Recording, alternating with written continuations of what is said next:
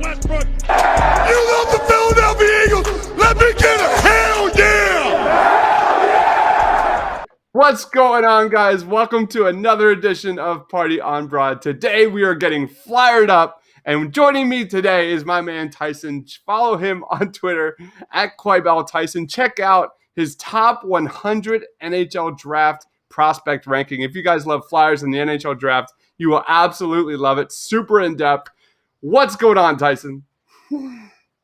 Not much. Excited to be here and talk about all these Flyers prospects as we're in this weird time of almost starting up again and a time when it's normally the off season. So good time to do this. And it is rich. The Flyers farm system is rich. And today we are discussing Tyson's number 3 Flyers prospect in the farm, Mr. Bobby Brink. We are going to review his season last year. We're going to discuss how he projects with or without the Flyers and his strengths and his weaknesses. So Tyson, tell us a little bit about Bobby Brink and how he performed in 2019-2020. Yeah, so Bobby Brink was a Flyer second-round pick last year, and he played at the University of Denver, and so that's a really good program. They've won national championships recently, and so that was a good place for him to go and develop. And so Bobby Brink had a really good start to the season. He put up really good numbers at the beginning. Started to fall off a little bit offensively, and then he got hurt, and so he didn't play as many games as you would have liked to see. Injuries are kind of showing to be a semi-issue for him. That happened his draft year as well. But regardless, he did have a good overall season, at least statistically. And we did see exactly what you want to see, almost a point per game as a true freshman in college hockey.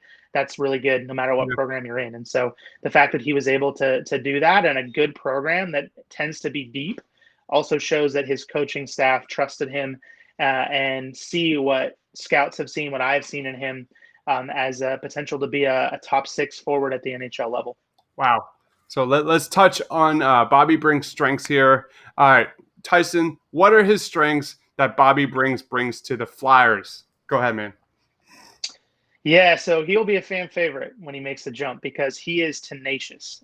He's small and tenacious, so he's fearless. I think there's a story, I believe it's true, that he scored a game-winning goal on a broken foot last year in the U.S. Hockey League. So, he's just this guy that's he's small, he's skilled, and he's absolutely fearless. So he's not afraid to block shots, get in difficult areas. Yeah.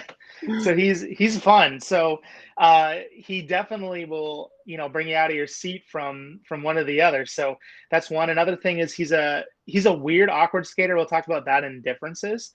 But he is just got this really high sense of hockey sense. So he knows, again, where everyone is on the ice. And he likes to play kind of this east-west game in some ways, not just north-south. So he'll use his unique skating to kind of create plays as he's skating east-west, across the boards versus, just going net to net. And so that just makes him an interesting threat because guys are kind of trying to figure out how to defend him. And he's just creating space for others to then set them up for offensive plays. And so he's done that well. And again, just the tenacity, not afraid to crash the net, not afraid to get in the corners. Not necessarily a fighter. Sometimes people hear tenacious and they think fighter, but I see a little bit of the tenacious nature of Sami Kapanen, who played for the Flyers, where, he'd take a huge hit. There's that famous video of him taking a huge hit and just stumbling to the bench, and he created a play to take the hit, and then Roenick scoring a game-winning goal. And you just kind of see that sort of tenacity in a player like him. Let's move on to weaknesses, dude. All right, Tyson, what are some of your main weaknesses for Bobby Brink at the next level? Yeah, I think there is some concern about skating stride. I think he's going to be working and has been working with coaches on it. And so I think that the main concern for him is he skates a little choppy. It's a little awkward. And so it's not your traditional stride. It's not. And so I think there's some scouts in particular that would like to see that improve. Okay. I think they like to see a higher top speed from him as well. I think they think that could be a detriment to him at the NHL level. Another one at times is defensive awareness. Again, it's pretty common unless players are deemed two-way at a young age. for that to be an issue. So I think those are two areas. And the big concern, and again, I tend to not fault prospects like this, but it becomes a concern, is just injuries. So he had quite a few his draft year. I think that's why the Flyers are able to get him in the second round. If you're going on skill alone, I think he would have been a first rounder for sure had he played a full season. And then this year getting injured as well.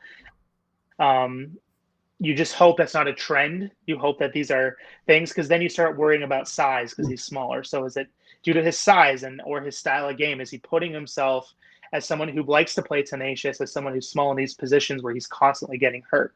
And we've seen that for other NHL prospects, and it can very much affect and be a detriment to being able to even stick at the NHL level. Because if you, when I played, I would do this all the time. I was small and dumb. I would go in the corners sometimes and just be like, I'm going to get hit. And then you're just like, oh, you hurt your shoulder, dislocate your shoulder or something. And then eventually, the hope is you learn, like, okay, next time, as much as I want to just go and get that puck, I'm just not gonna. It's just smarter for me not to, short-term and long-term. And so I think that there's a concern that it might take him a while to figure that out. But again, I think these are more minor concerns. I tend to not fault players and injuries alone in the prospect circle. And some of this is going to come with strength. I think he's still growing, development, and then just him gaining this sense of on-ice awareness.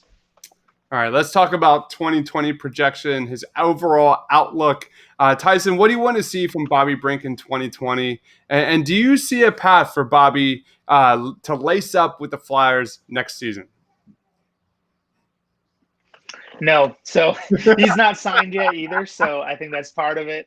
Again, with NHL teams and NCAA prospects, it's just a different weird situation. So he's just not. Yeah. So basically, the position he's in is that they're not signed. He's not signed, so he's going to go back to Denver.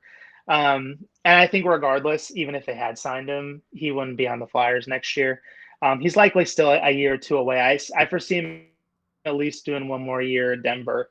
And so I like to see him be a well over a point a game player in Denver, and then get a crack at the U.S. World Junior roster in a starring role. I think that would show that is the type of player we hope that he's going to be, which would put him in a developmental curve towards that top 6 first, second line winger that we hope he becomes. All right.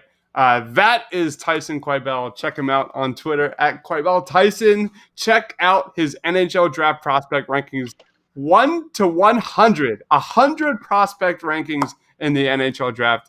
Check it out at thepainterlines.com, and follow my man Tyson, of course, on Twitter. For Tyson, for myself, thanks for watching, guys. Stay awesome.